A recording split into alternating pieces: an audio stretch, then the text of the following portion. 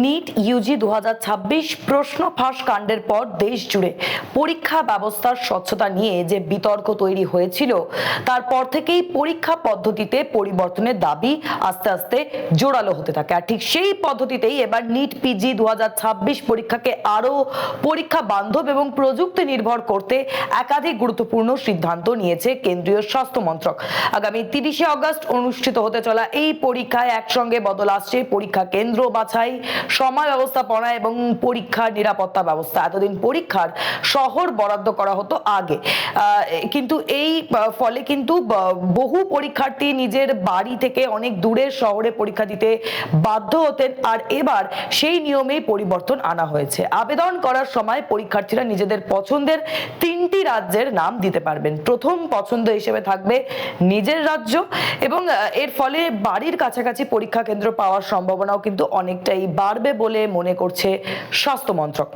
আগে অনেক সময় পরীক্ষা কেন্দ্রের তথ্য শেষ মুহূর্তে জানানো হতো।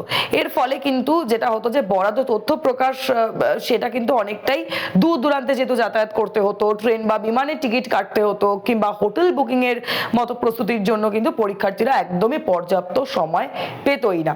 এতে মানসিক চাপও অনেকটা কমবে। এখন যে নতুন পদ্ধতি এসছে সেটাই কিন্তু আশা করা হচ্ছে। এবার প্রশ্নপত্রের ধরনের পরিবর্তনও কিন্তু আনা হয়েছে। আগে মোট প্রশ্ন ছিল 200টি, এবার তা কমিয়ে করা হয়েছে 180টি।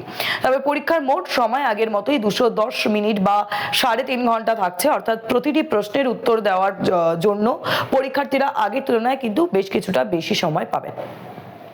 মূল্যায়নের সমতা এবং স্বচ্ছতা বজায় রাখতে এবার গোটা দেশের পরীক্ষা একটি মাত্র শিফটে নেওয়া হবে। প্রায় 340টি শহরেরও 1300টিরও বেশি পরীক্ষা কেন্দ্রে এই সময়ে এই পরীক্ষা অনুষ্ঠিত হবে। আর এর ফলে বিভিন্ন শিফটের প্রশ্নের মান নিয়ে কিন্তু যে বিতর্ক তৈরি হতো তা কিন্তু অনেকটাই এড়ানো সম্ভব হবে, এমনটা কিন্তু মনে করা হচ্ছে। এখন যে প্রশ্ন আসছে, তাহলে যে প্রশ্ন ফাঁস বা জালিয়াতি রুখতে ঠিক কি ব্যবস্থা নেওয়া হয়েছে, আসবো সেই প্রসঙ্গে। স্বাস্থ্য মন্ত্রক জানিয়েছে যে এবার আধার ভিত্তিক বায়োমেট্রিক যাচাই বাধ্যতামূলক করা হয়েছে। আঙুলের ছাপ না মিললে আইরিস বা চোখের স্ক্যানারের মাধ্যমে পরিচয় নিশ্চিত করা হবে। পাশাপাশি প্রতিটি কেন্দ্রে থাকবে সিসিটিভি ক্যামেরার নজরদারি। সিগন্যাল জ্যামার এবং ডিজিটাল এনক্রিপ্টেড এই সবের মাধ্যমে কিন্তু প্রশ্নপত্রের নিরাপত্তা ব্যবস্থা থাকবে। কেন্দ্রীয় স্বাস্থ্যমন্ত্রী জেপি নাড্ডা ইতিমধ্যেই পরীক্ষার প্রস্তুতি পর্যালোচনা করে পুরো প্রক্রিয়াকে আরও নিখুঁত এবং প্রযুক্তি নির্ভর করার নির্দেশ দিয়েছেন। এবছর প্রায় 2,03,183 জন পরীক্ষার্থী নিট পিজি 2026 পরীক্ষার অংশ নিচ্ছেন, যা গত বছরের তুলনায় প্রায় 12.5% বেশি।